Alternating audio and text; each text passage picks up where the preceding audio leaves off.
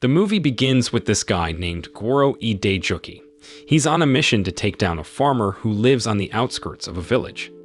Turns out, this farmer is one of the bad guys Goro has been chasing for the past 10 years.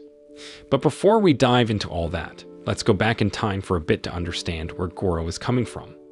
Goro used to be a cop in Shinjuku City, but his life took a dark turn when some robbers killed his lover while he was on duty. And those very same robbers are the ones Goro has been after for the past 10 years. After Goro's lover died, he changed a lot. He became a really tough guy because of the deep pain. He didn't hesitate to take care of criminals his own way. He managed to get rid of all his targets, but then the police arrested him. Surprisingly, instead of putting him on trial and sentencing him to death, they gave him a tough choice. The choice was not easy at all. Goro had to become a part of the yakuza clan, a really mean group called the Hell Dogs. The police chief, Anai, asked him to join the Hell Dogs and get rid of all the important people in there. The reason for this mission was that the Hell Dogs were involved in all sorts of bad stuff, like killing elephants from different countries. The police couldn't do anything about them, so they sent Goro to get inside and take them down. To keep his real identity hidden, Goro got a new name, Shogo Kanetaka. After a few months, he finally managed to join the Hell Dogs without any problems. Not long after, Goro and Muro teamed up for their first job, which was to take down one of their enemies from a rival gang. As the cops suspected, Goro and Muro were a perfect duo, super close, like they were brothers.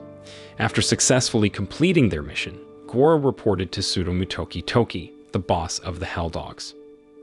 Tsutomu Toki and his girlfriend, Aimiri, were really happy with how Goro did. But the next leader of the Hell Dogs, Slick, didn't give Goro any credit. Slick always put Goro and Muro down, even though he couldn't fight like them and was just a spoiled brat. After the job, Goro went to a traditional massage place, but it wasn't just for a massage. He was there to see Noriko, a colleague who was also sent by Police Chief Anai to get inside the gang. She was still a member of the Hell Dogs. Noriko was still a member of the Hell Dogs, and her mission was to take down Chuji, the gang leader who had killed her son 8 years ago. Meanwhile, Muro was taking a walk with a woman named Anna, who used to work with him in Fedra before he joined the Hell Dogs. Back at Goro's place, after his massage, he got an unexpected visitor. It turned out to be Aimiri, the girlfriend of the Hell Dogs' boss. Apparently, they were secretly seeing each other behind the boss's back. The next day, Goro and Muro had a new job. They had to protect a businessman named Yoshitaka Tokei, who was the mastermind behind the illegal ivory trade that the police were after. And Chuji, the person Noriko had been pursuing, was also present. He came with his gang to see who was tough enough to be Tokei's bodyguard. Being Yakuza members, the challenge ahead for Goro was not easy. They were thrown into a life-or-death test to become Tokei's bodyguards. Once they became Tokei's special protectors, Goro, Muro, and their secretary, Hiroki, were with him every day, even during his ivory trade business. They were taken to a secret spot called the House of Bamboo, which was supposed to be a retirement place for Yakuza members, but that would only happen if Tokei managed to eliminate his rival, George. On the other hand, Muro tagged along with Anna to meet her friends at a shop one evening. He made some new friends and had a good time. However, amidst the excitement, Muro suddenly heard a story that greatly interested him, the story about a cop seeking revenge for the death of his lover and other people killed by robbers.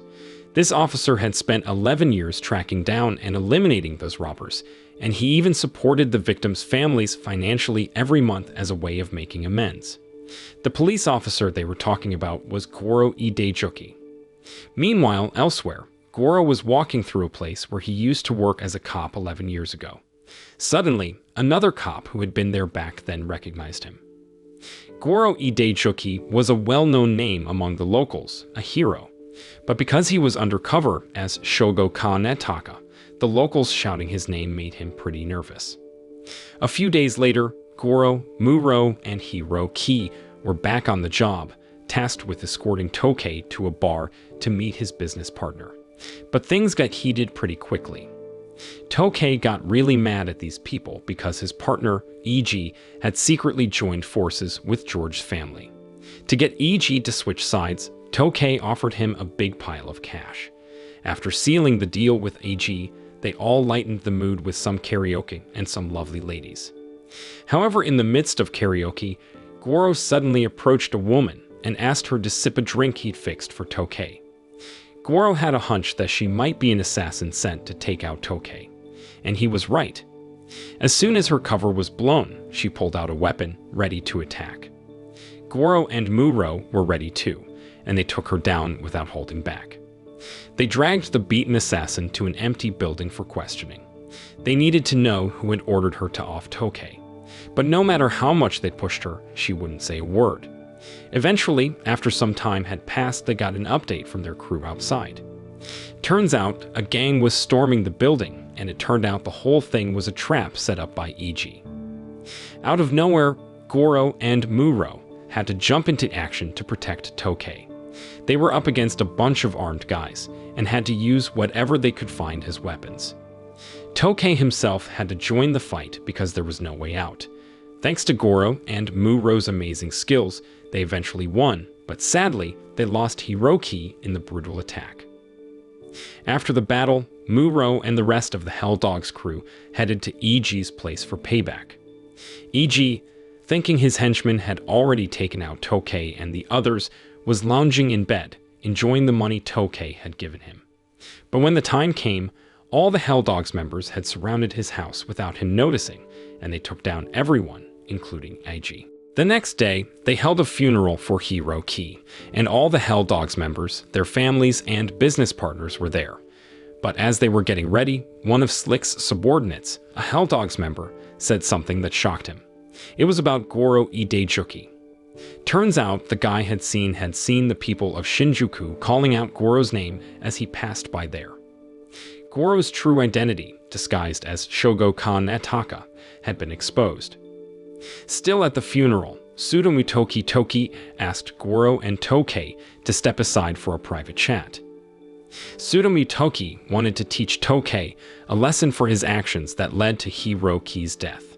Some of Tokei's guys, unhappy with their boss getting scolded, wanted to jump Tsutomu Toki. But Tsutomu Toki, being a real gentleman, was ready to cut off one of his own fingers as an apology for hitting Tokei. Goro couldn't let that happen, so he made Tsutomu Toki faint to stop him.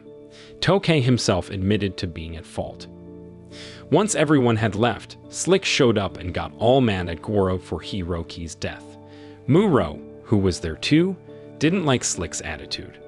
He was filled with anger and wanted to take Slick out right there. But then Slick begged for forgiveness and revealed the truth. Turns out the guy he thought was his brother all along, Goro, was actually an undercover cop. But Muro, driven by his emotions, didn't listen and killed Slick on the spot. After Slick was killed, his bodyguard attacked Muro from behind with a knife. It was a brutal fight that happened when everyone was still mourning Hiroki's death. They went at each other, stabbing and slashing, until Muro managed to escape death. But when Goro found out, he saw how badly hurt Muro was and asked if what Slick had said about him being an undercover cop in the Hell Dogs gang to kill them was true. Without worrying about his cover being blown, he told Muro to get out of there because all Hell Dogs members would soon be after him. A few days later, Police Chief Anai paid Goro a visit at his place. He wanted Goro to take out all the founders of the Hell Dogs because Goro's true identity was no longer a secret. But things got even crazier when Amiri unexpectedly showed up at Goro's house. Unbeknownst to Goro that Amiri had been undercover with the Hell Dogs all this time, just like him. Meanwhile, Muro, who survived the earlier attack, headed straight to one of Anna's friends' workplaces. He wanted to confirm if the cop they knew as Goro Hidejuki was actually Shogo Kan Netaka, the guy he considered a brother. After Goro, Amiri, and Noriko had been undercover with the Hell Dogs for so long, the long-awaited climax of their mission was finally executed.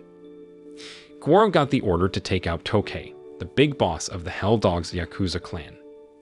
Amiri's job was to eliminate Tsutomu Toki, the current Hell Dogs leader, and Noriko had to deal with Chuji, the guy who killed her son 8 years ago. Amiri wasted no time and approached Tsutomutoki to do the deed. But when she got close, Tsutomutoki unexpectedly slapped her hard. Turns out he knew about Amiri's secret relationship with Goro, and he was jealous. However, even though Amiri's life was hanging by a thread at that moment, she managed to inject poison into him and take him down. Meanwhile, in another place, Noriko went to Chuji's house and did her usual massage job, just like she'd been doing for 8 years. When Chuji let his guard down completely, Noriko managed to easily take him out. On the other hand, Goro was all set to finish off Tokei. But before that, he had to listen to Tokei's confession about a big secret he'd been hiding. Turns out, Tokei himself had started as an undercover cop in the Helldogs clan, just like Goro. He knew Goro was also an infiltrator, but he didn't mind. In fact, he tried to convince Goro to join forces so they could control all the yakuza groups in Japan together. However, because Goro wasn't interested, they immediately engaged in a brutal attack using their weapons against each other. Even though they both got shot, they kept going. In the end, Goro finished the fight by breaking Tokei's neck.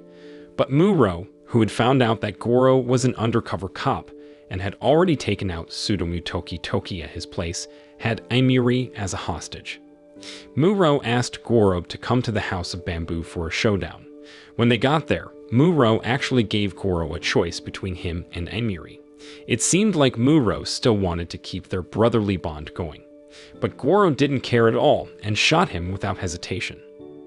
Towards the end of the movie, there's a quick flashback to a year ago, before Goro joined the Helldogs gang. Back then, he had already met Muro and Tokei in Bangkok at a bar.